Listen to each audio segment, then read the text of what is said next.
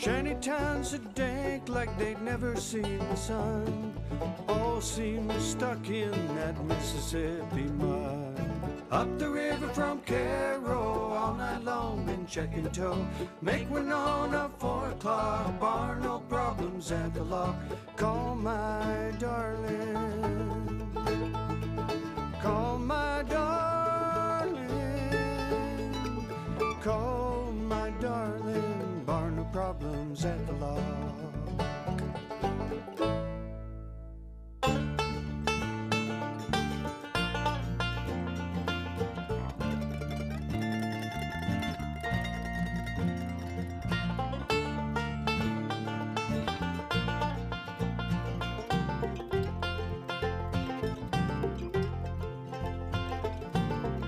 Drove from sea to sea, still your memory follows me like the moon at my shoulder. It won't set me free, it won't let me be. I drink myself near blind, the love within my kind, the drifters and the losers. Still I'd wake and find you still on my mind. And it's gonna be a blue highway and the pale crescent moon. Gonna be a blue highway that takes me far from you.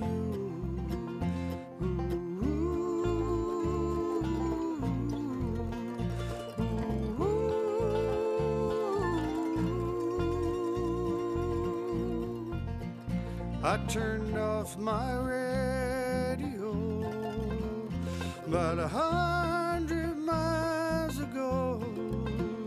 Every song was a reminder of your sweet caress and my emptiness. I'm on my own again, where the wheel's my only friend. Wherever will it lead me? Whenever will it end? And it's gonna be a blue highway and the pale crescent moon. Gonna be a blue highway that takes me far from you.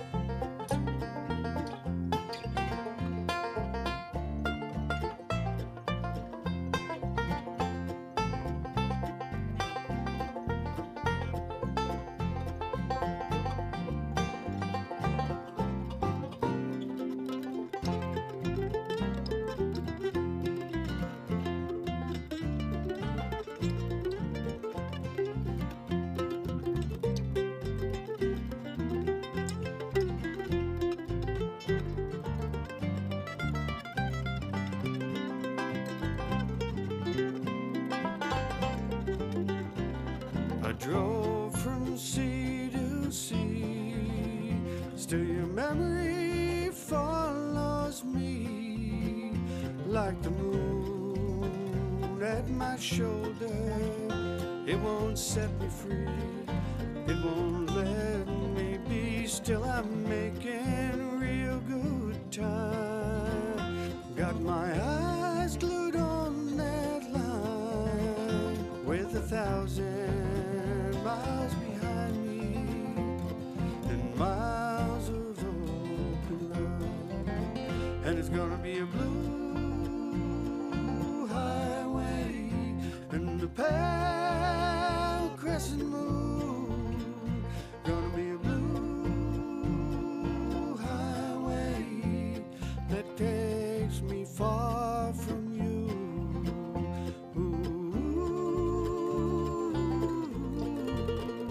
ooh, ooh.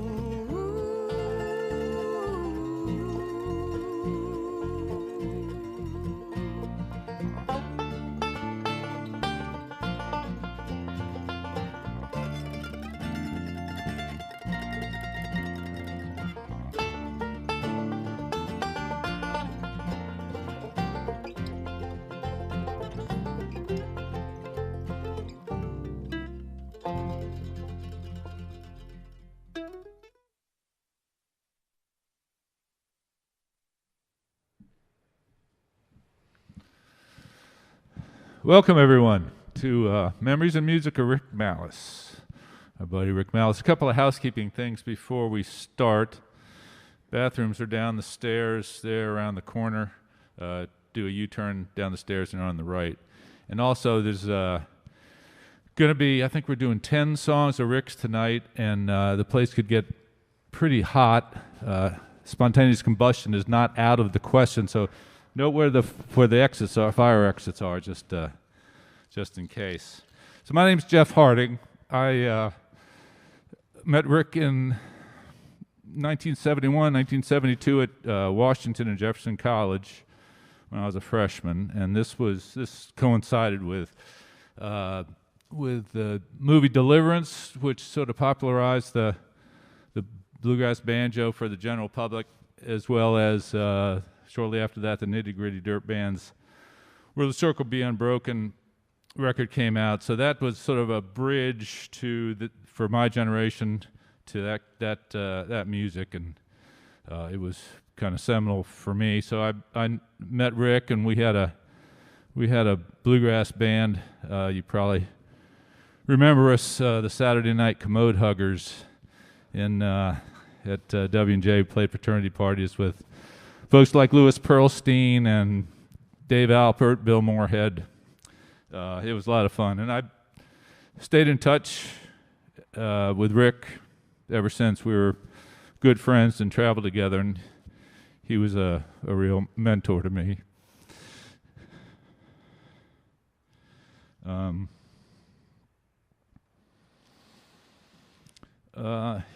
I think you're going to hear this theme repeated. Rick was he was knowledgeable about lots of different traditional music and was willing to share it. And I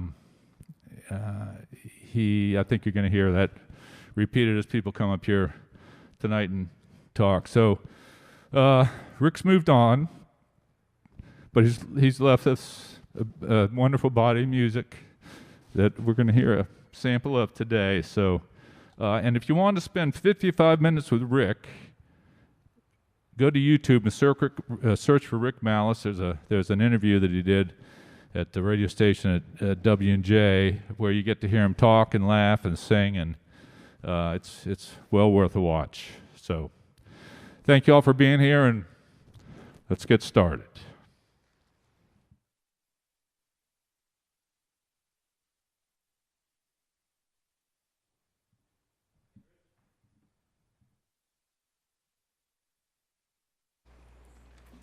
Thanks, Jeff.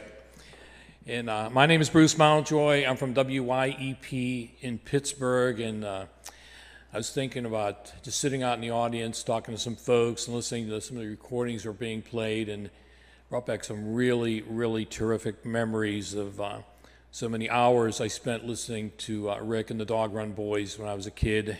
And I was a kid. I wasn't even 21 years old, and I first saw them over at the old Newsboys concert over at Carlow College. And I went over to Wobbly Joe's on my 21st birthday, 27th and Jane on the south side. How many folks here remember Wobbly Joe's? Put those hands up. Okay, how many people remember that you did not have a driver's license with a photo on it?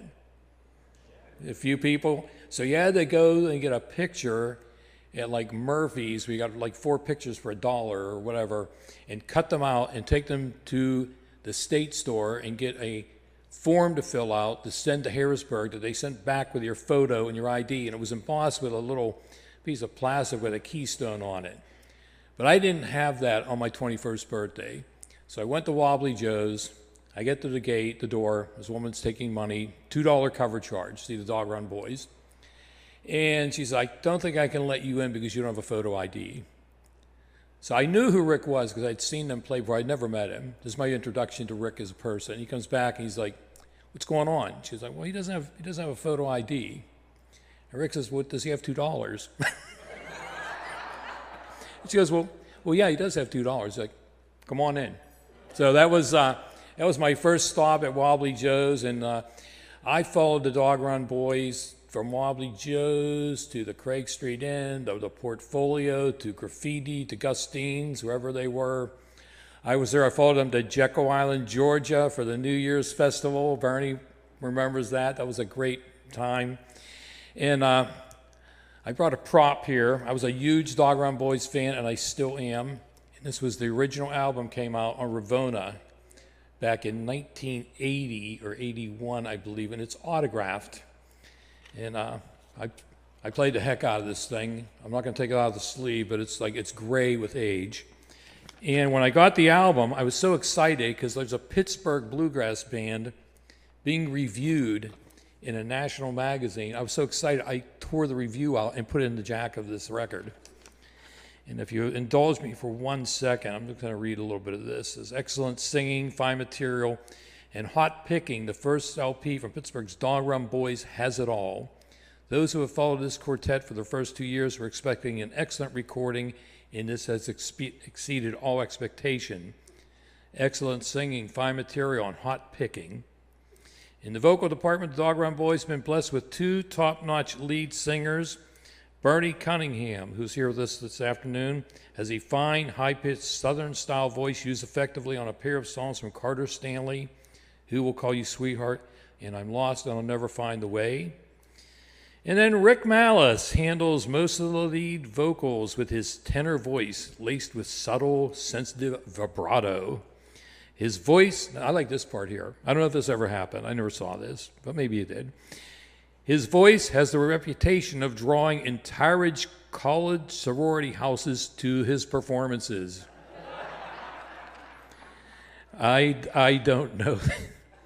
I don't know, Barney, did that happen? I don't remember that thing. All the time, whenever we went over to Wobbly Joe's and we had all the girls of Delta Theta over there swooning in the front row. So I'm really honored to be able to say a few words for you today and remember our good friend Rick. He went way too soon, but he, as Jeff said earlier, he introduced me to an awful lot of music, and knowing people like Rick, Bernie, and Bob was like having a master's program, not just in bluegrass, but in music in general, because Rick was playing the Stanley Brothers and Flatt and Scruggs. He was also playing like James Taylor and Little Feat. And the first 2 songs on this album, Lost and I'll Never Find My Way, and Driving Wheel. So you got a Stanley Brothers song, you got a David Whiffen song, but mostly known by Paul Rush. And back in the day, the Dog Run Boys usually opened a set with those 2 songs together. I almost just thought of those Dog Run Boys songs. And I knew that when the set started, I was going to be in for a great night of music. And you're going to be in for a great afternoon of music, too, as we remember our friend Rick. So welcome, and thanks for inviting me, and enjoy the show.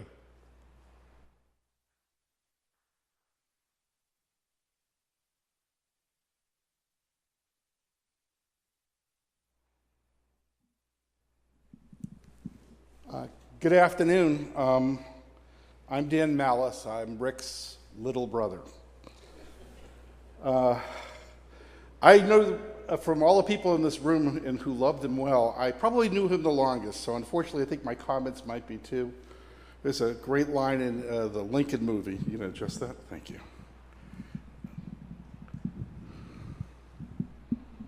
Like I said, little brother. The great line in Spielberg's Lincoln movie where he says, I'm like the preacher said, I could write shorter sermons, but then I get too lazy to stop, so forgive me. There's a lot to talk about with Rick. I'd like to thank all of you here today and those who are participating streaming for your sympathy, support, and appreciation of my brother Rick. He was, in a word, extraordinary.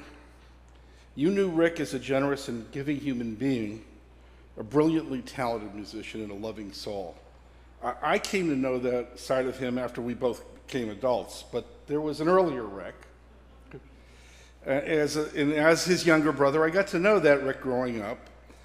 He was my oldest brother with buck teeth who liked to brawl with our other brother and who caused my parents an infinite degree of difficulty. Where we're from in Lawrence, Massachusetts, a town that kind of reminds me, after spending a couple of days in Pittsburgh, of Pittsburgh. No wonder he loved it here. Rick was a bit of a punk. He wore a surplus Army jacket, a skull cap, hung around our local high school, chain-smoking, cool, no filters, and looking for trouble. Most of that punk attitude left when he came here. and as he matured. But that wise-ass side was still in him, and it kind of leaks into his songs from time to time. Your memories of Rick should win over that image, absolutely. But let me tell you about another side of Rick as a kid that I remember. Rick was the toughest kid in Lawrence. He was known to many in the neighborhood as the Jewish enforcer. This is true. We would get phone calls at the house from kids who were subject to anti-Semitism, and Lawrence in the 60s was not really good on that issue. And they'd call looking for Rick's help. And all of a sudden, a scene from Dragnet would be playing out. You'd hear Rick on the phone going, "Who? When? What happened?" And the next day, we'd hear rumors about a kid who learned a lesson and never picked on another Jewish kid again. That was Rick's sense of justice at work. But I never believed those stories as a kid. I just saw Rick, hanging around the house. So I never believed the rumors until this happened to me. I was telling my father about being beat up in second grade in the schoolyard. I didn't know Rick was listening. The next day, I'm playing in the schoolyard. I see Rick on the other side of the fence. He's sitting there quietly smoking, wearing that army jacket, didn't say a word, no facial expression. All of a sudden, I had a yard full of best friends. I was never bullied again. That's what a brother does for a brother, and my sense is that spirit, without the tough-ass punk part, really permeated his life here in Pittsburgh and his willingness to help other people. And it's been wonderful hearing stories back in October and now, and I'm going to hear some more today, I'm sure. But I learned more about Rick later on, first from his music. I love to sing. I'm a classical singer, but I'm an amateur compared to Rick. He was brilliant. He is a pure talent and a pure professional. There was no artifice in his very clear voice or reserved emotion in the songs he wrote and he played. He was a brilliant singer and songwriter, and I think that's just not his little brother talking. He wrote sentimental, sweet, and sometimes funny portraits of life and individuals. His tribute to our father in the song One Good Year on the album Blue and Broken Hearted was a moving perspective and appreciation of my dad that struck intended chords with me, and if you didn't know my father, you get to know him through his song, and Rick's writing was like that. His characters, real and imagined in other songs, were just as well painted. The narrators were often either Rick or someone that Rick knew or liked. So you got to know Rick through his writing that way as well. And I always wondered why the world at large hadn't discovered him, even with my obvious bias.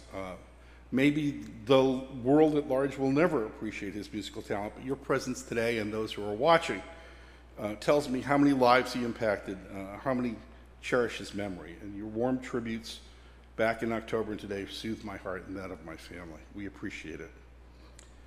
Rick and Janet moved to Westport, Massachusetts, which is where my wife and I live, a few years ago, and that's when I really got to know Rick as an adult and as a person, and we developed a true friendship beyond the family relationship. In other words, you got to know me as something other than an obnoxious, annoying preteen, and I got to know him as the funny, thoughtful, knowledgeable, and engaged person Rick was.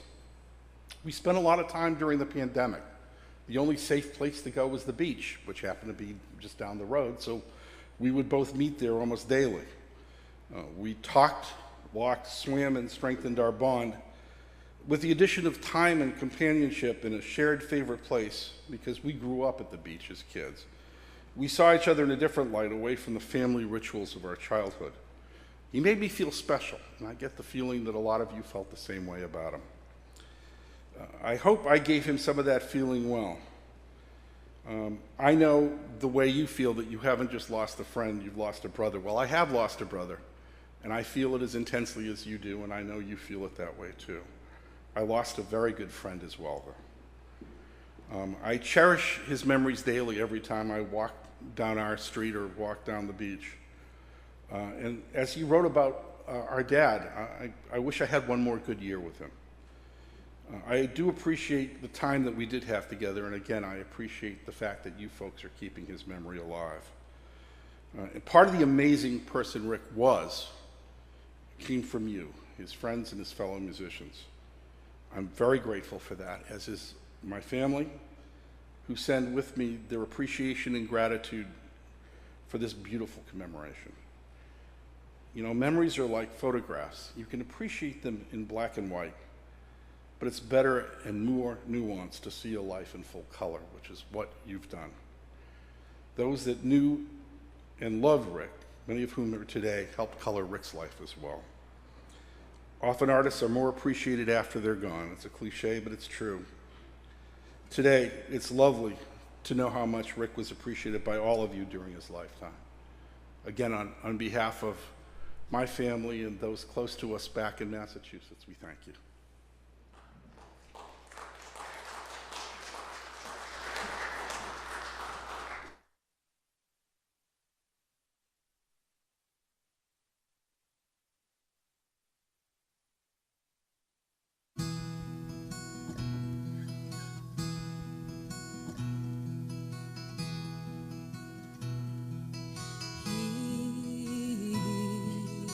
Listen to me when I was almost done with needing to speak. She was so young, so very scared, like a sparrow. I could hardly bear the touch of the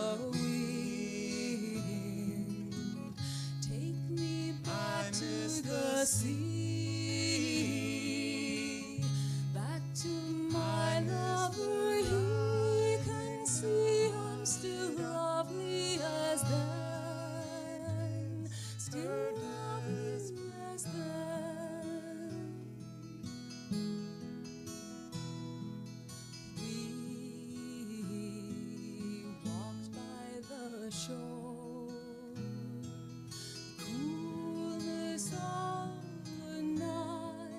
Tempered our hearts, we lovers to beach, waiting for the sea to wash it away. Take me back to the sea, back to my lover. See, I'm still lovely as then, still lovely as then. First love, first real embrace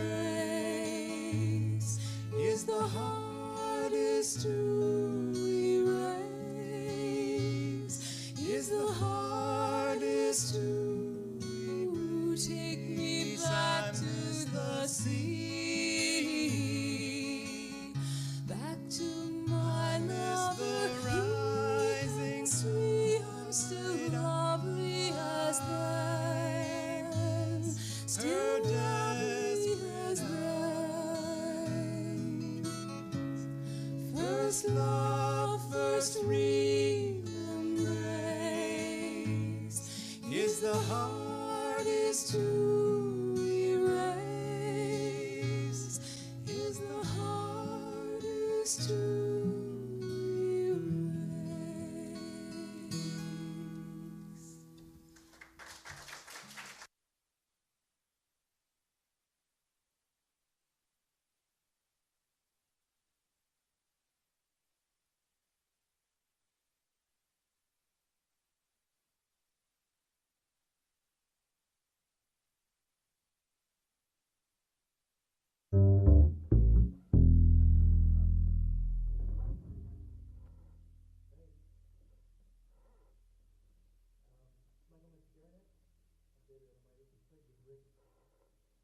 In a gypsy jazz band, and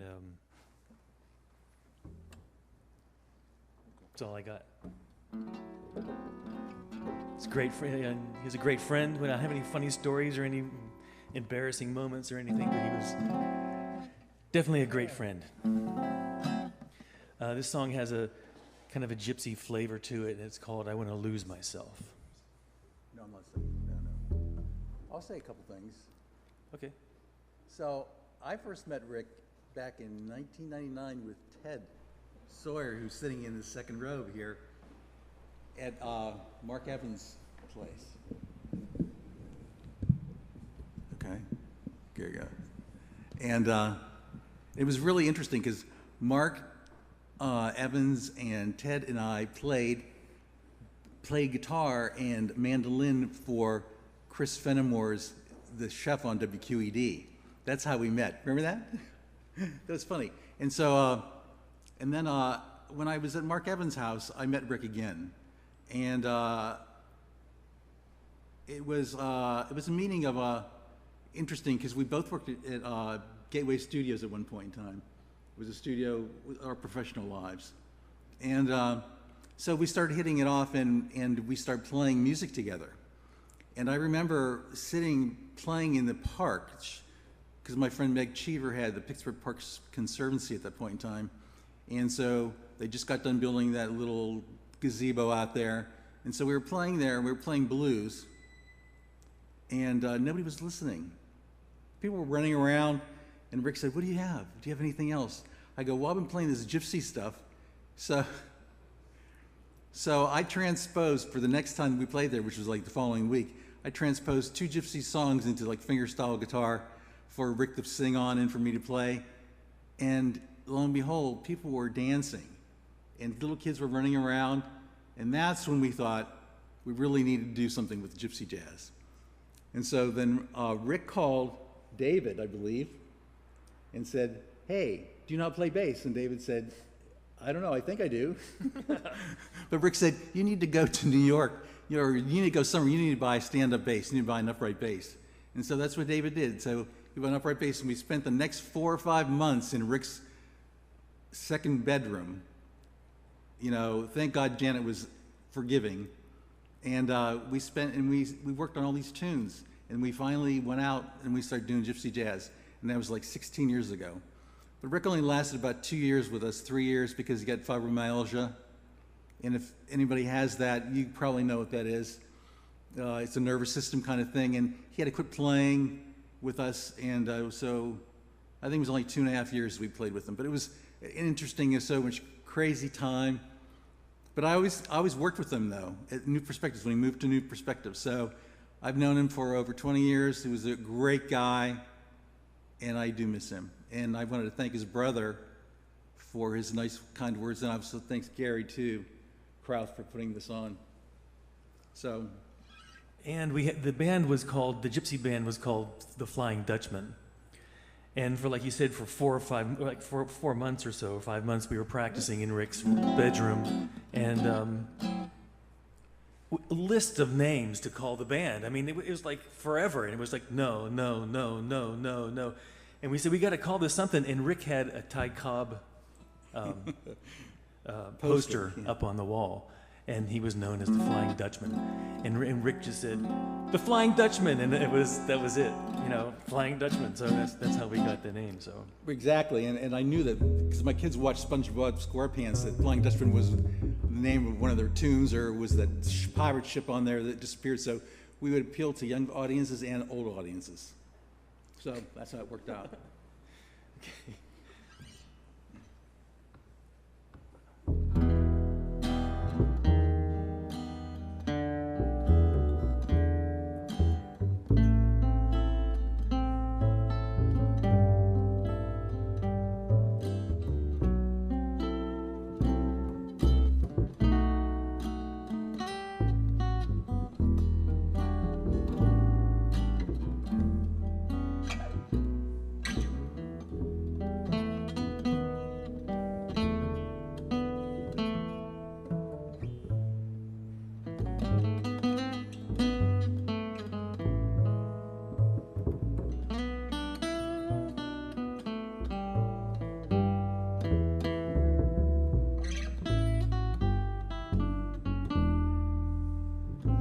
I want to lose myself,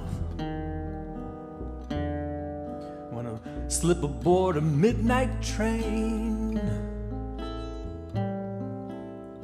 wake up with a brand new name. Ooh, I want to lose myself.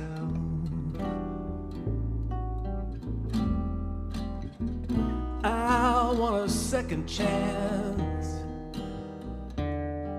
Wanna do a smoky, slow, sad dance.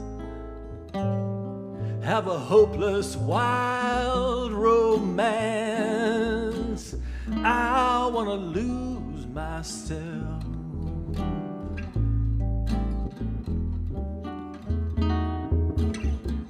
Pack all my troubles in an old black trunk. Hide away the silver key. No private dick is gonna hunt me down. There'll be no trace of my prints or my face. I wanna lose myself.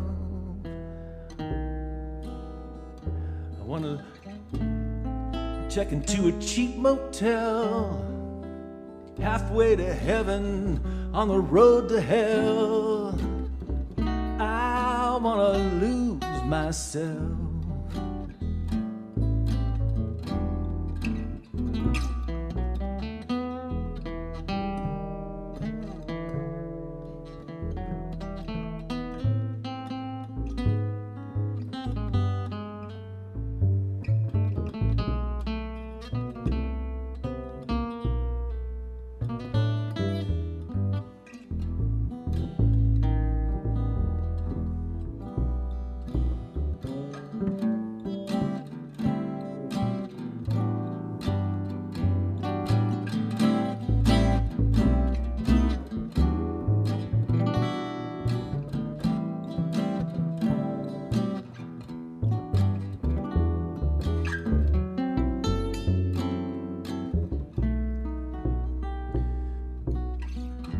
I wanna lose myself. Check into a cheap motel, halfway to heaven, very near to hell. I wanna lose myself.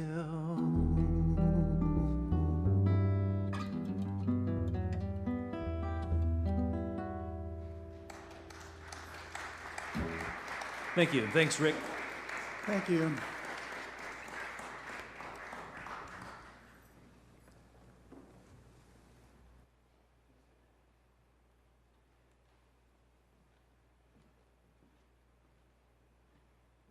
Hi, everyone. Doug Wilkin here. Many thanks to everyone who organized this remembrance for our friend Rick. I'm in St. Petersburg, Florida now. Margaret just got a knee replacement, so I couldn't really make the trek. I met Rick many years ago when the Dog Run Boys, at the time Rick, Bernie Cunningham, Bob Artis, and Don Sheehan, were recording their record Profiles at Highland Studios in Delmont. The owner-engineer there was an old friend of mine, Mark Valenti. Don had come up with a really clever instrumental arrangement of Van Morrison's Moon Dance, and they needed a guitar solo, and Mark put me in touch with Rick. And I played it on nylon string because it was the only acoustic guitar I had at the time. And Rick, it was a traditionalist, but he was always open to new ideas, and he thought it might be cool. I can only guess what the rest of the band thought. I am not a bluegrass player by any means. But it worked out okay, and I joined the band for a while. Rick helped me find a really nice D18.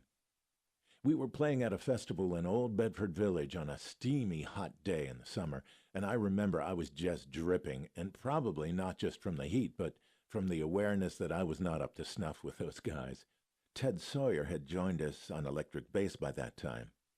Rick, while introducing the band, said something like, "Oh, and please welcome Doug Wilkin on guitar. He's also our designated sweater." Rick had such a wit and a good sense of humor. But not so funny was the time he dragged me to see Bob Dylan at a baseball stadium in Washington, PA. Junior Brown opened and was amazing, but Dylan was Dylan. At the time, playing keyboards, his back to the audience, almost unintelligible. I think even Rick knew it sucked, but just hated to admit it. We did a few live gigs together over the years, and Charlie Barath joined us on harp a couple times. But I was lucky enough to work with Rick at my studio on 2 of his records, Heartbreak Town and Blue and Broken Hearted. I've been blue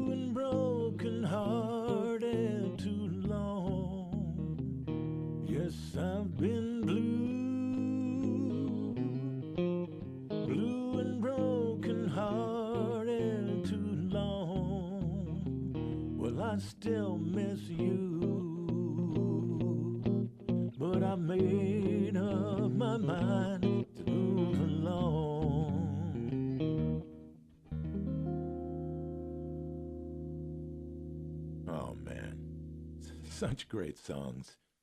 We had a way of working together. He was always supremely prepared, and I doubt if we ever did more than a few takes on anything.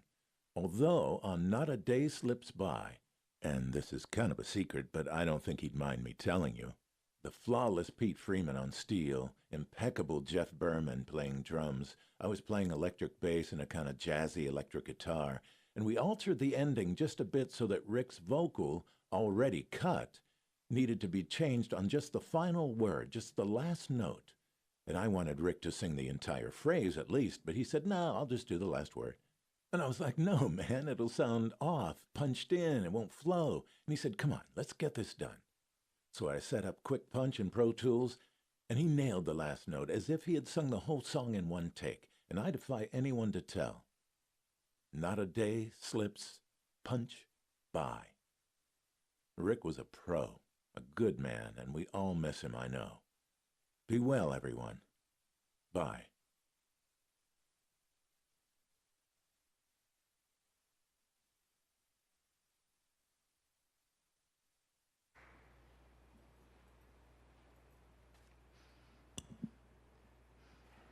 Hi, everybody. I'm Susan Wagoner, and I'm not a musician in the Rick Malice sense.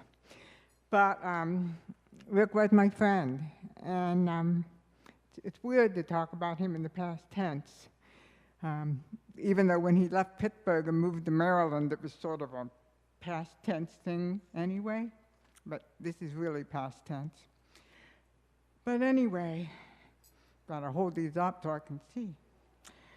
And that would be the kind of thing Rick would laugh about, you know? And I was going to end with this, but I'll start with this. When he would laugh, he'd shake his shoulders. Do people remember that? I always loved it. He'd just shake his shoulders, and it was, I'm going to leave. That will be the last image I share with y'all, too. And I was thinking about what was Rick for me? And I was definitely a fan of the Dog Run Boys. And we'll talk about the Mavens in a little bit, but the Dog Run Boys, the Mavens, and then his music with Dave Cook. I never got to hear him play the gypsy jazz. I would have enjoyed that. And I think part of what I loved about the Dog Run Boys and Rick's part in it was his lyrics, all of you, and your lyrics about the locks on a bun. I don't know how many of you remember that song, but that is such a hoot. And Gary Krause was kind enough to find it and send it to me. And then even the title of his song, Your Wife's Been Cheating on Me. And that's just so funny, you know? And as a dancer, I have a lot of really wonderful memories of Rick Malice. As a coal-country clogger, I was fortunate enough to be a coal-country clogger for a while. And at Smoky City Folk Festival, or at the Three Rivers Art Festival, Beaver Valley Bluegrass Festival, we would be ecstatic. I mean, all the rest of the bands were good too, so if you're all here, don't feel bad. But we would be ecstatic if we got to dance with the Dog Run Boys playing music. The rhythm was right on, the speed was great, and of course the musicianship. And then when I think about the Dog Run Boys at the Flagstaff Hill for Smoky City Folk Festival, people would just be dancing all over the place, all over the hill, you know, and not just to the Dog Run Boys, but the other music too, but I see that in my mind. And then there was the Mavens, best dance band ever. And again, if you're a different band, please don't be offended, but the Mavens were the best dance band ever. The music, the vocals, they'd be playing a song and you would see different couples doing 6 different kinds of dances, and it all worked because the rhythm of the Dog Run Boys, the Mavens, which is spot on. And he wanted dancers there. You know, he wanted the dancers there, and I remember y'all playing at these little bars, not, you know, just tiny bars, and we'd make room for the dancers. And the other thing that Rick was great for was music community. He just wanted to play, P-L-A-Y, play music. Now, obviously, Rick loved playing with people who were of his caliber, of course. But at a party, he'd be playing music with anybody and having a good time. And it was just so precious. And people would always be really excited to be jamming, to get to jam with him. But after a while, it wasn't even a get to jam with him. We were just jamming. We were just making music together. It's so beautiful. He was completely unpretentious. Confident, of course, in his ability, but completely unpretentious about what music could mean. And he always supported and appreciated new people and new musicians. In case he's watching live stream, I don't want to breach her confidentiality, but I remember at one point I was fortunate, I got to go visit Rick and Janet, and I had visited another musician who lives up in Connecticut, and she admired Rick.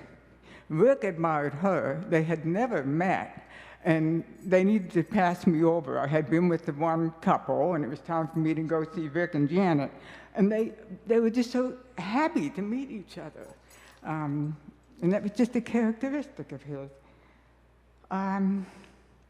And fortunately for me, I got to know Janet through Rick. A lovely woman. And, you know, she came to a few of the gigs, but, you know, I was fortunate enough, like I say, to go visit them. I invited myself, and they said yes.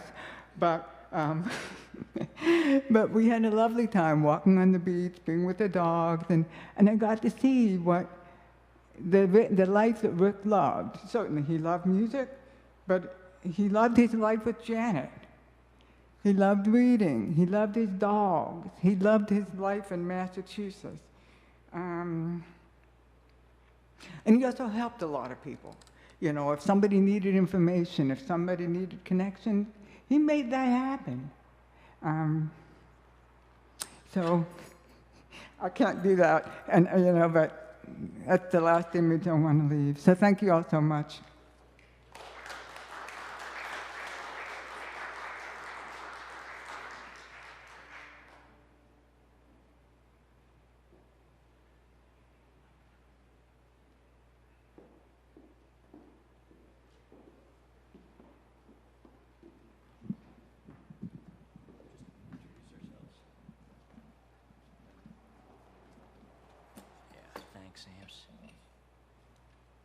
You want to get through?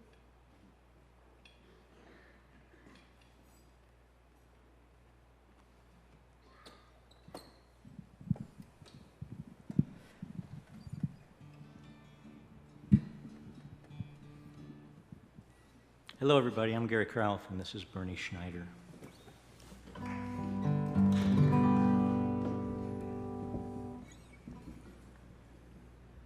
Yeah, Gary told me I'm not allowed to talk. But it looks like everyone's talking here today, Gary. I met Rick in a place that most musicians meet, a little gym in Oakland.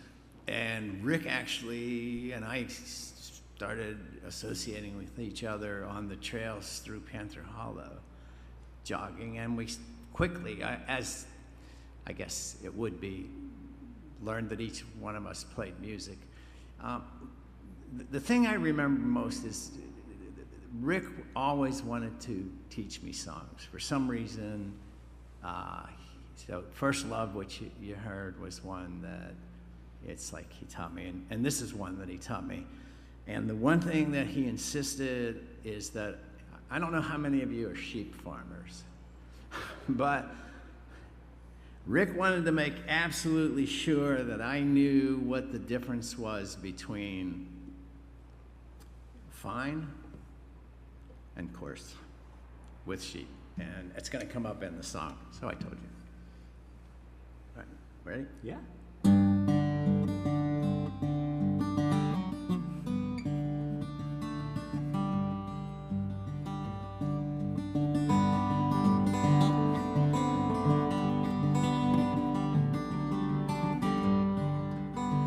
My wife, she died in '63, and all that's left is flock of sheep, 100 head some of them fine, most of them coarse, all of them mine.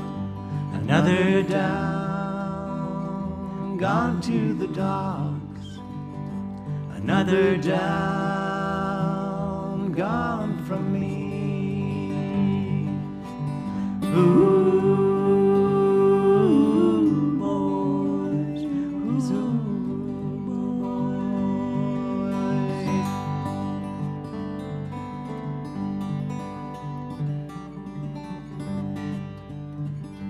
I stretched my wire tighter than skin. Can't keep them dogs from getting in.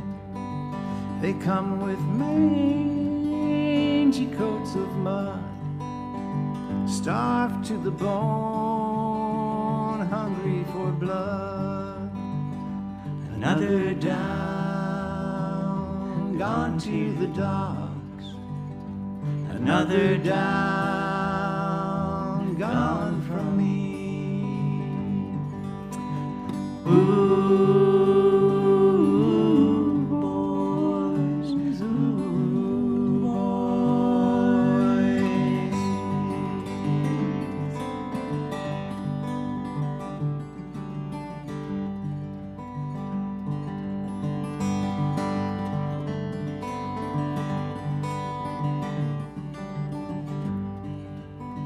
When they get chased, they rarely last. Their hearts break like a pane of glass. Another down, gone to the docks. Another down, gone from me. Ooh, boys, ooh, boys, ooh.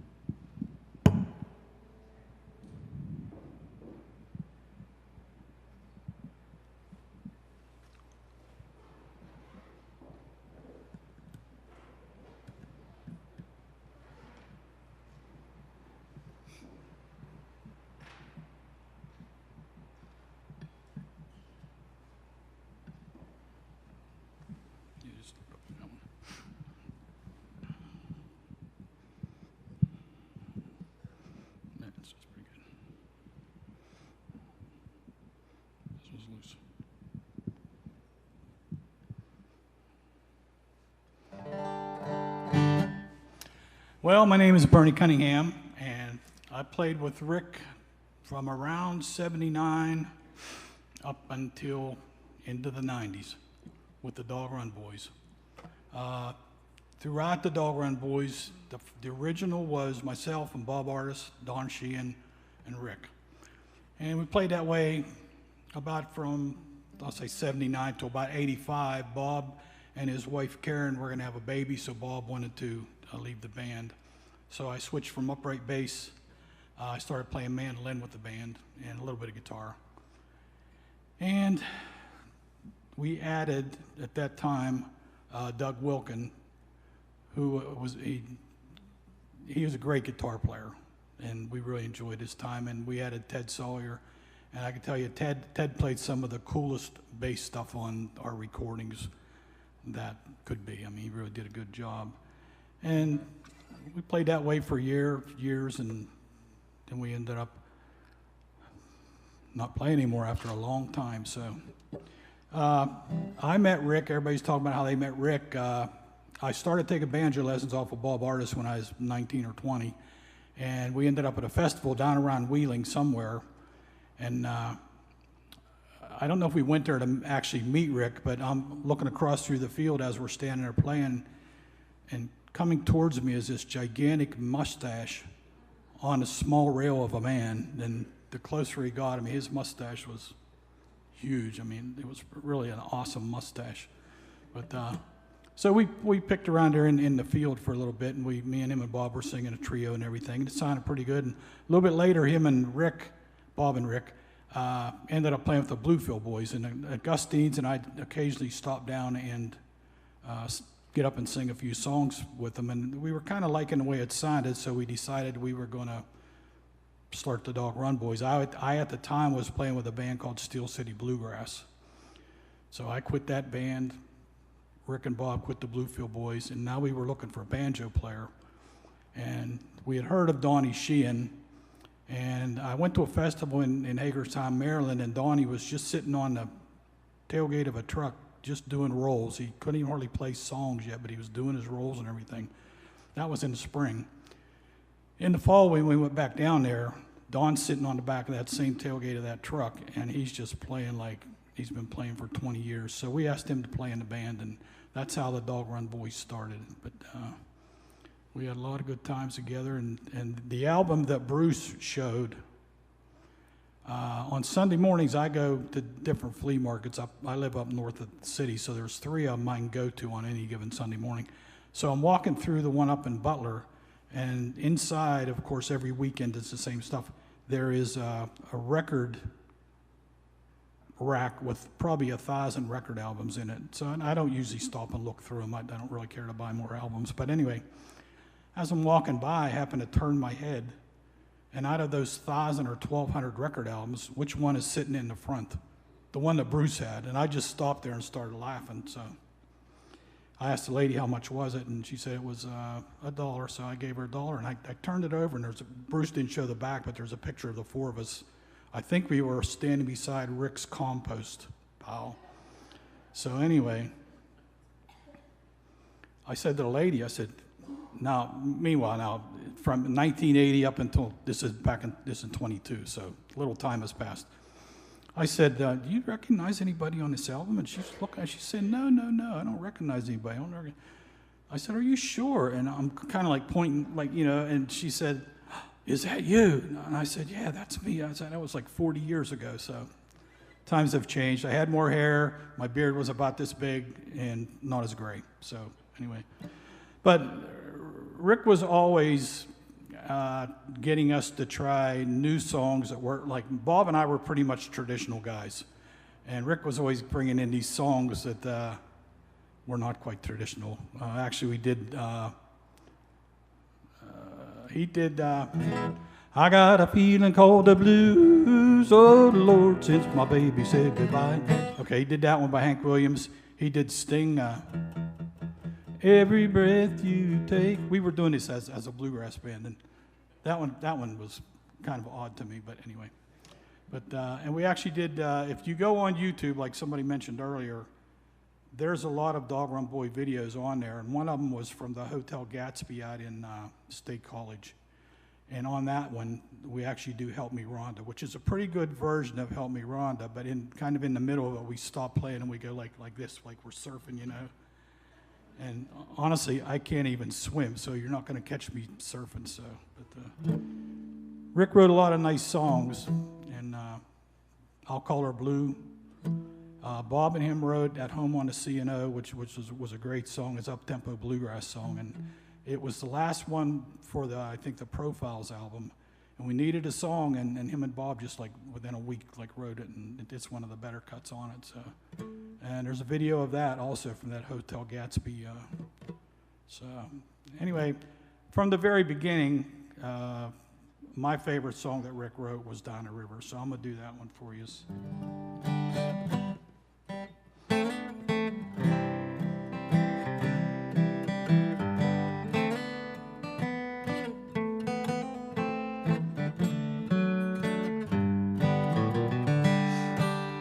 Came from West Virginia. I left so very young. The hay lay and the house was about half done. The river rolled so gently, it seemed to call my name. I went down, down the river, down the Ohio. I went down, down the river, away from my home. And weeks before I parted, my mama wept and pined. I didn't mean to tell her that leaving crossed my mind. My father only mentioned that he'd need another hand. I went down, down the river, down the Ohio. I went down, down the river, away from my home. I had a girl, my sweetheart, forever she'd be true. Her hair was dark and curly, and her eyes were bright pale blue. I couldn't bear to see her aged and faithless be.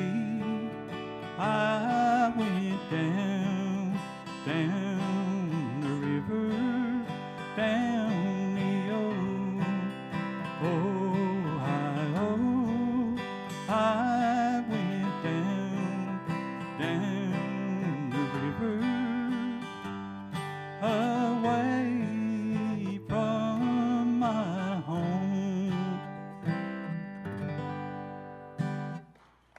We love you and we miss you, Rick.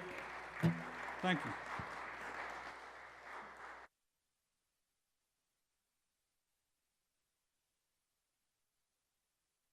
Hi, this is Mark Evans. I'm grateful to be a part of this remembrance of Rick. Rick and I first met in the 70s. I loved going to hear him sing in the Dog Run Boys with Bernie, Bob, and Donnie. What a voice he had. Fast forward to the early 2000s, I had just moved back from Austin, Texas, and I would run into Rick at almost every musical act that I would go to see. We started talking about our love of honky-tonk music and Bakersfield music, which led us to doing some coffee house duo gigs and putting together our band, the Mavens, which was a combination of Malice and Evans word combo, which Rick commented on being a Yiddish word. And when we looked up the definition, we found one expert, usually self-proclaimed. We knew that was the right fit for us. Then we added Ted, Pete, and Jeff, and it was a blast. And Donnie was with us for a time. Playing music with Rick in that band is probably the most fun I ever had playing music. He was a great business partner and an exceptional friend. I miss him. Thanks to everyone for that's here today for Rick, and just thank you. Take care.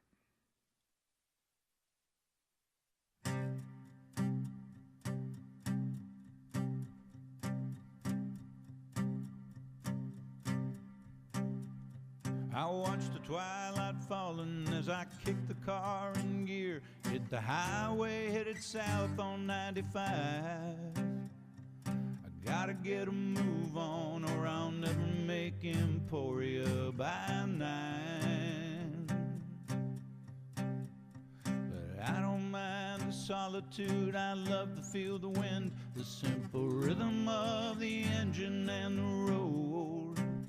When I'm flying through the quiet night, never ever mind that I'm alone. Drive, I gotta put my heart and shoulder to the wheel, leave the world behind. Drive, gotta make up every moment I can steal if I wanna feel alive. I gotta drive. I bought a sky blue Mustang in the fall of '69. Soon I left my family home for one last time. I got that V8 humming as I headed for the Pennsylvania line. With a heart so young and yearning and a pocket full of dreams, I was surrounded by a vast vermilion sky. I set my new life running and I never worried what I'd left behind.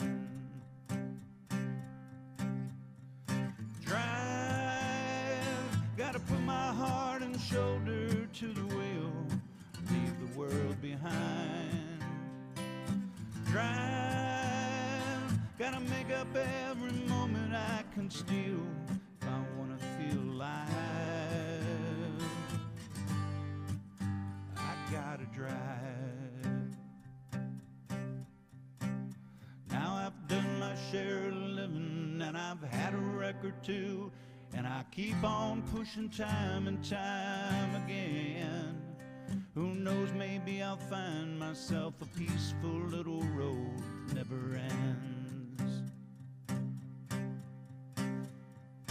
Drive, gotta put my heart and shoulder to the wheel, leave the world behind. Drive, gotta make up every moment I can steal if I wanna feel alive. I gotta drive if I wanna feel alive.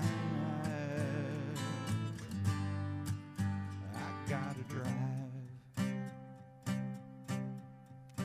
I gotta drive.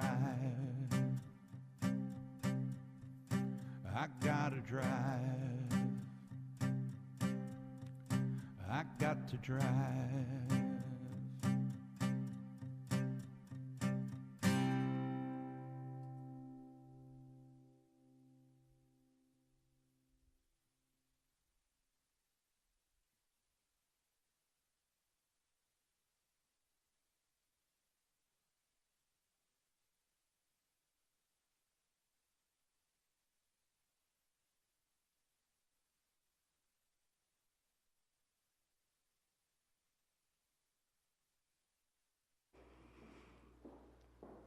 So the first time that I met Rick was back with the Bluefield Boys, and I was just beginning to sing. I had been a ballet dancer, and I was beginning to sing, and I went up and asked Rick if I could sing a song with him, and he said, sure.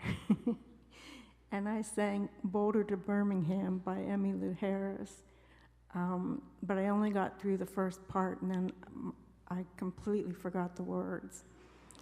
So I really only got to Boulder. But I knew Rick. I continued to be gracious despite that, and I sang in a Civil War group with Rick. I was also a fan of the Dog Run Boys, but I sang in a Civil War group promoted by Steve Vance here, who's going to play for you a little bit later. And Rick would come and hear me play, always with a critique, but he would come and hear me play, and that was very generous of him.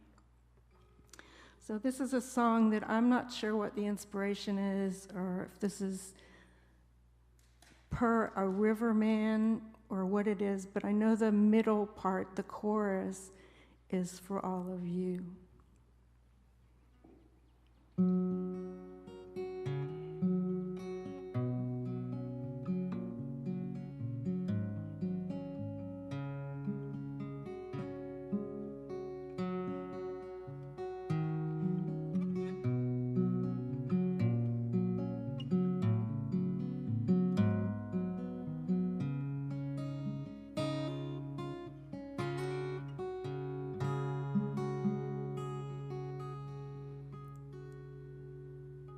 Last night I had the sweetest dream, sweetest of all my life. I was floating on a riverboat with my daughter and my wife. And as we approached the Allegheny, I could hear that whistle blow, and it filled my heart with happiness just to see that old river roll. Dear friends and gentle hearts, my Roman days are through. Dear friends and gentle hearts, I'm coming home to you.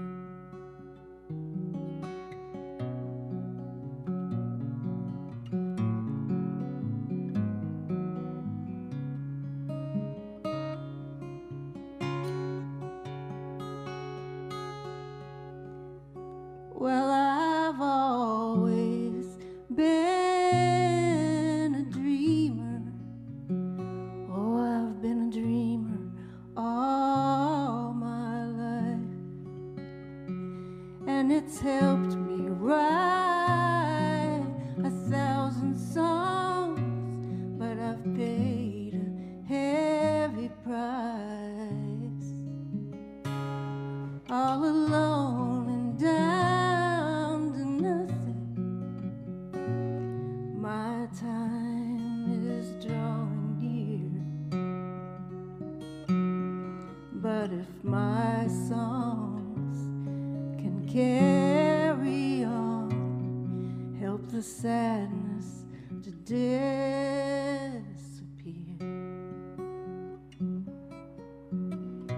Dear friends and gentle hearts, my Roman days are through.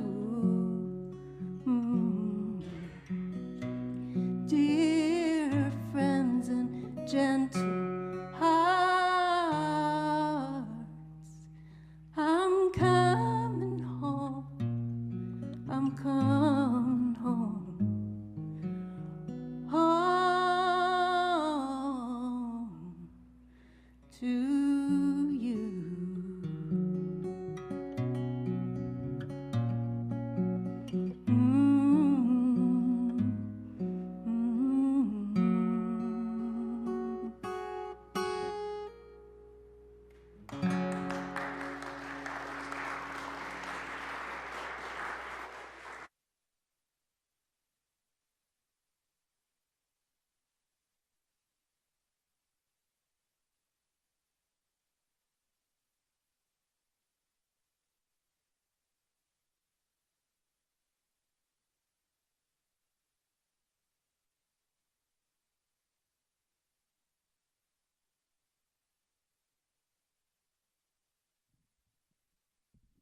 So Rick used to send me demo tapes as he'd write songs, and I would learn some of those as they went along. This one, I don't know when he wrote it. I don't remember when he wrote it or when I learned it, but it was well before he recorded it, and it's evolved since. This is really more originally how he wrote it. In October we did a honky tonk party with Motators and the Gravy Train. I got a chance to sing this with those guys, which was a thrill.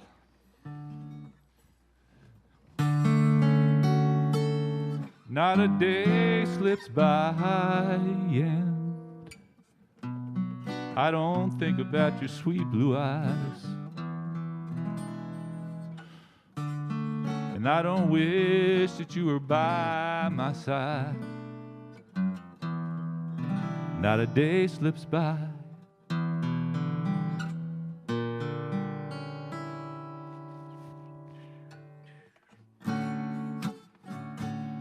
Not a day slips by that I don't think about your sweet blue eyes. And I don't dream about your hand in mine. Not a day slips by. 4 in the morning and I'm wide awake, staring at that blank old moon. Did you get my letters? Why don't you ever phone? Please, please, baby, won't you come on home? Not a day slips by that I don't think about your sweet blue eyes. Now don't worry, baby, that we're running out of time. Not a day slips by. 4 in the morning and I'm wide awake, staring at that blank old moon. Did you get my letters? Why don't you ever phone? Please, baby, won't you come on home? Not a day slips by that I don't think about your sweet blue eyes. Now don't worry, we're running out of time. Not a day, not a day, not a day slips by.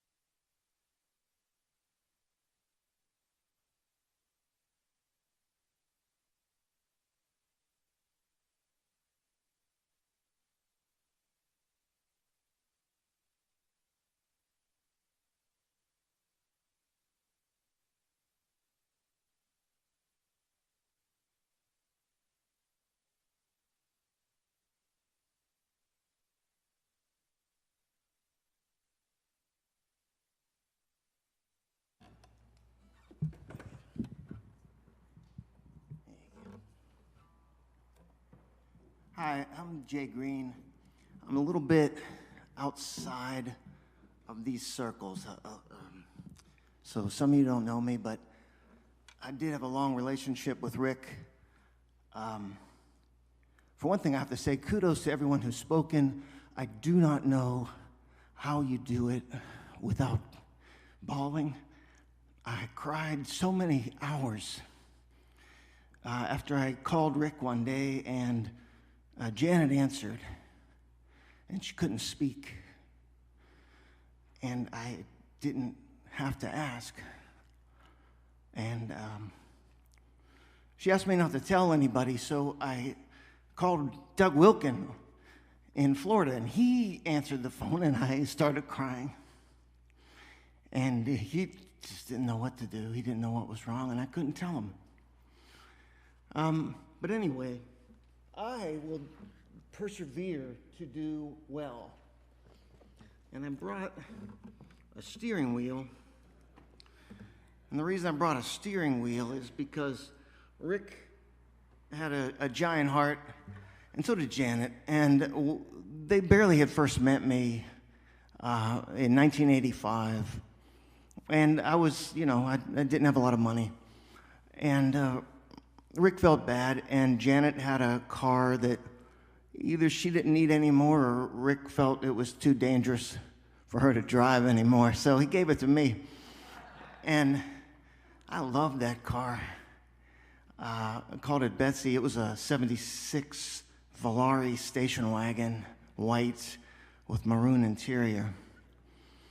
But he had a big impact on me. The first time I met him was my first day on this job that I took at another Gateway Studios person. And I was trying to figure out how things worked, so he was tearing boards off the walls to look at wires. It was the only way I could figure out how to learn anything. And Jack, I see you in the back. I think you came in the room with Rick. It was maybe your last day or something, and Rick said, "What the hell?" You know, he used to go in falsetto when he get out and say, "What the hell are you doing? Jesus Christ!" And that was my first meeting with him. But he really looked out for me there. He gave me chances. He trusted me. He showed other people that he trusted me. Even if he was kind of not sure, he showed people that he did, and then they gave me chances. So Rick did a lot for me and let me learn a lot in a work way, but also would spend time with me at lunch, and Rob and I and Rick would go to lunch sometimes, and that meant the world to me back then, you know, still does. Later on, I had a band with Ed Eberly, artist here in town, called Zen Hotel, and we had a CD release party at the Electric Banana, and we packed the Electric Banana. I'd never seen the Electric Banana packed except for Fugazi or something, or I don't know. And I was very proud, but I was most proud that Rick Malice came to the Electric Banana, and I think drank them out of Heineken's, buying Heineken's for himself and everybody. They don't sell many Heineken's at the Electric Banana.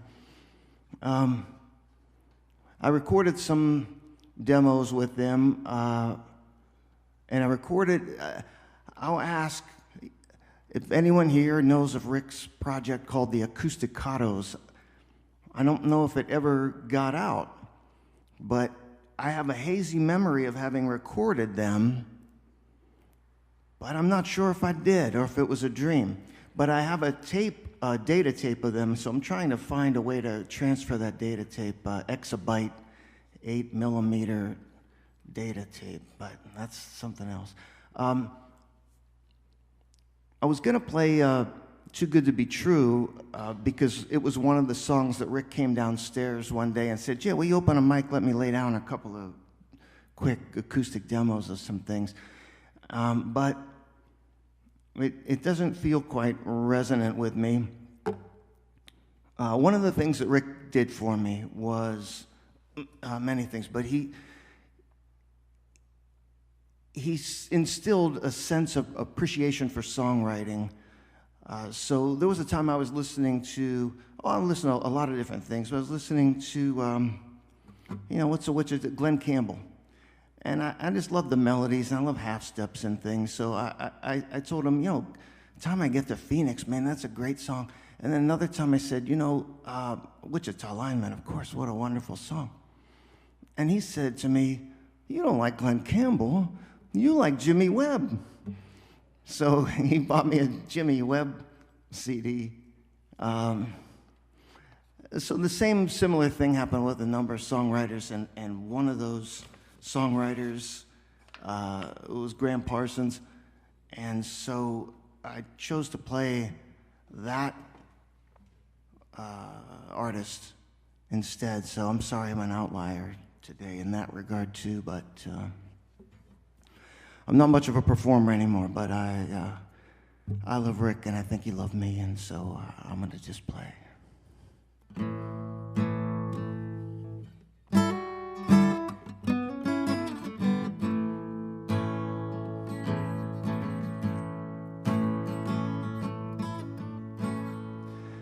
Oh, my lamb is like a wild goose,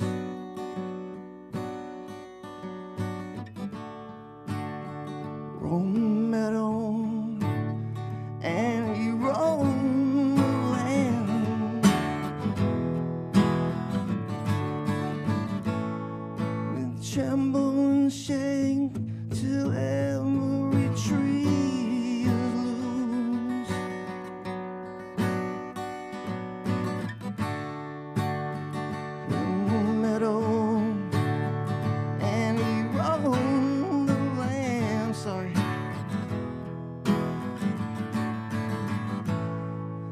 take me down to your dance floor.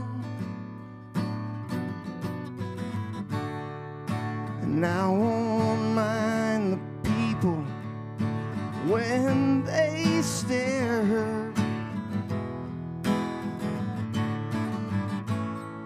and paint a different color on your front door.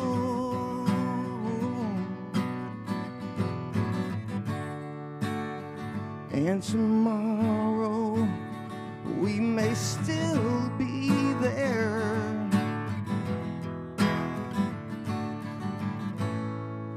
Jesus built a ship to sing and a song to.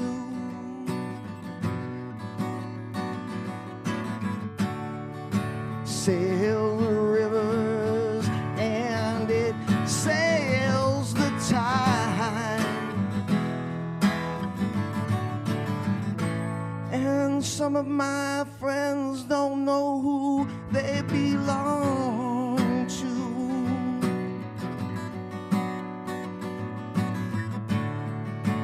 They can't get a single thing to work inside.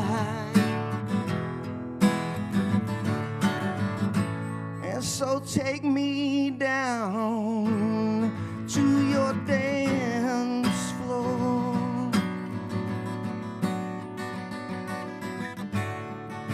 And I won't mind the people when they stare, paint a different color on your front door.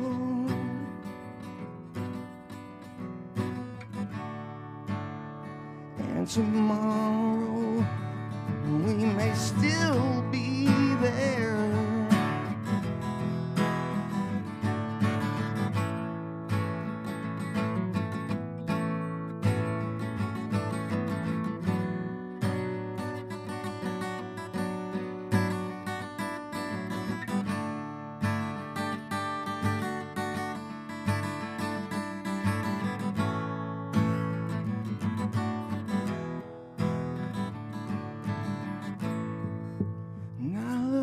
Darling, now I'm leaving.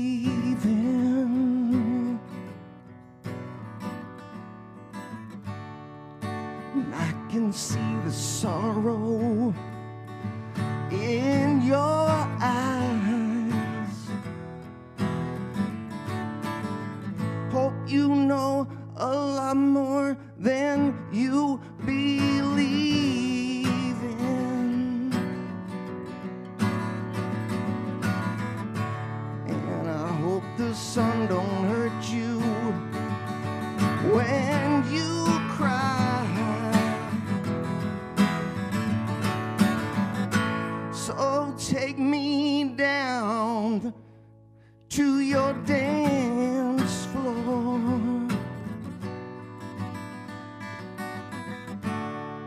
And I won't mind the people when they stare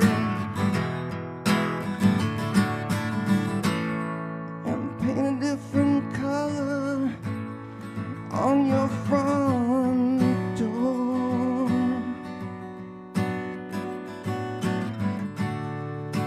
And tomorrow we may still be there.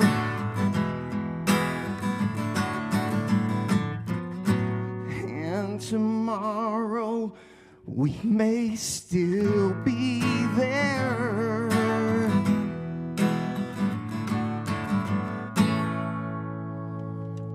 Thank you.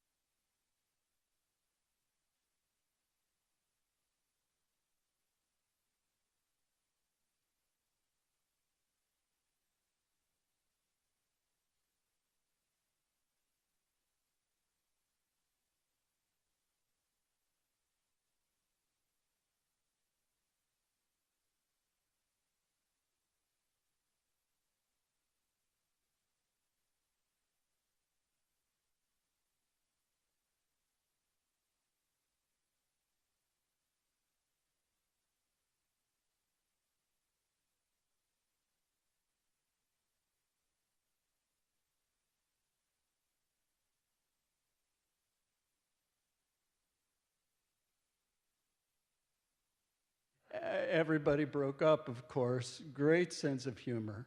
He kept me in stitches most of the time that we were working on the album. Now, once the album was done and it was pressed and so forth, I really wish I had hired another engineer to mix it, because I was not a music mixing engineer. But it was great working with the whole band to come through with these ideas and to make it, well, to help them blend it. They were doing all the work themselves. I wasn't doing much.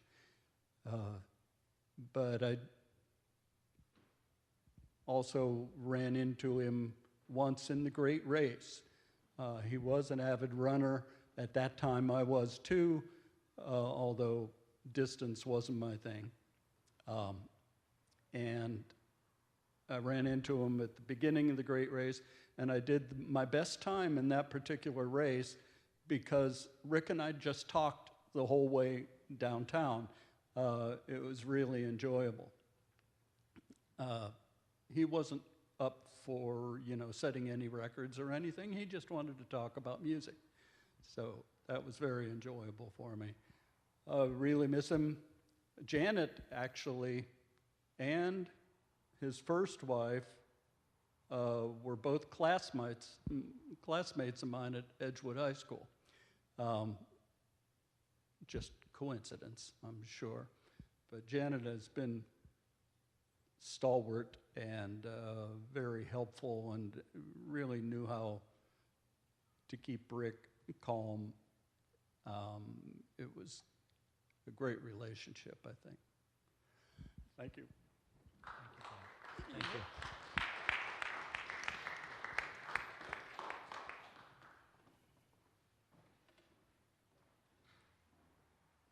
Who else would like to say? Who else would like to say something? Anyone?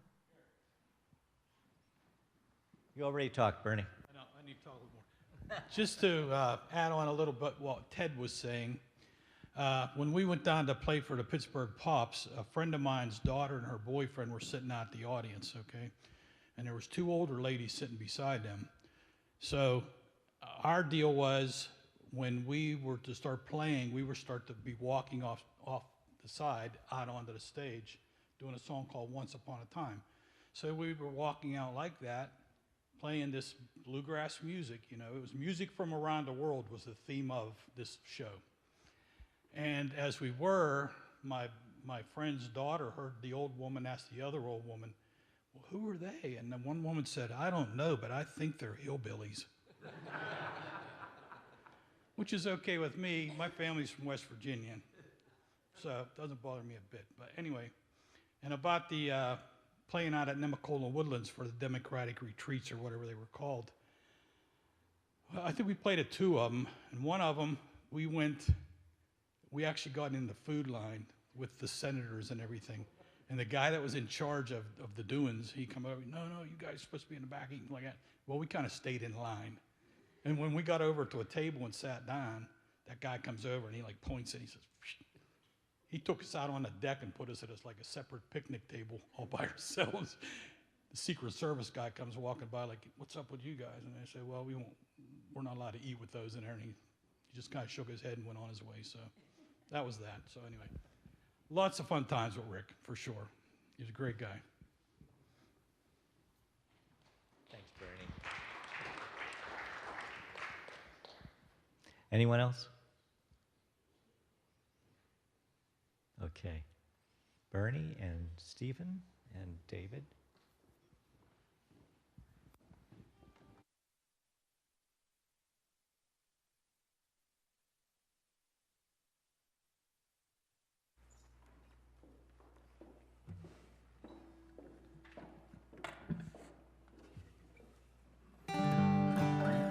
I suppose most of you have heard the song Blue Ridge, and maybe some don't know, but Rick and Bob wrote it years ago, and Jonathan Edwards, the famous Sunshine Go Away Today fellow, recorded it with the bluegrass band The Seldom Seen.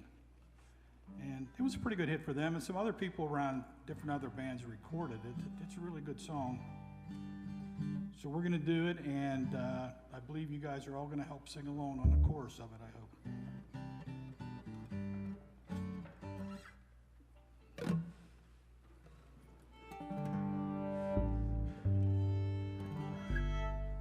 Okay, one quick story. In the Dog Run Boys early on, we used to do Blackbirds by the Beatles, right? So Rick would like spend 5 minutes tuning his guitar to, I'm guessing a G tuning, and then we play Blackbirds. Then he 5 more minutes, tune it back to standard tuning. So then, no tuning necessary. So we always had to laugh at him about that. So anyway.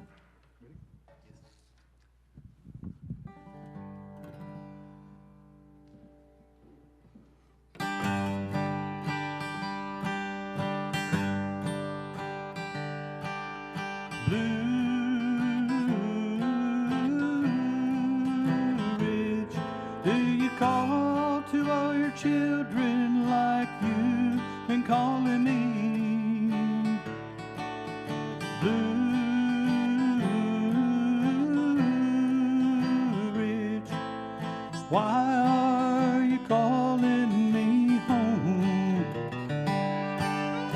There came a time when I traveled too far, to too many places and too many bars, and all that I traveled and all that I've earned is no consolation for what I have yearned.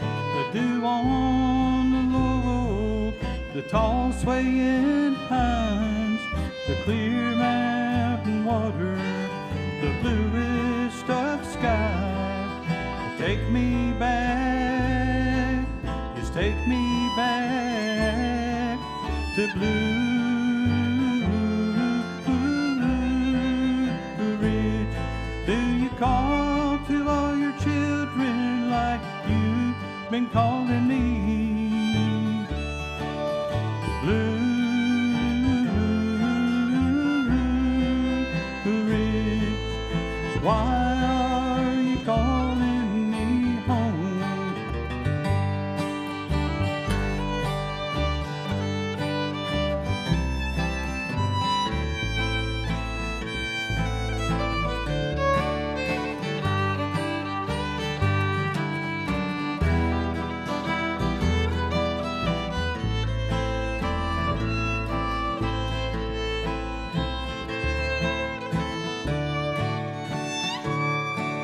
The dew on the laurel, the tall swaying pines, the clear mountain waters, the bluest of sky.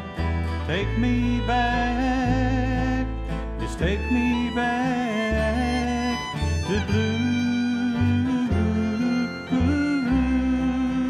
Ridge. Do you call to all your children like you've been calling me? Blue Ridge, why are you calling me home? Blue Ridge, why are you calling me home?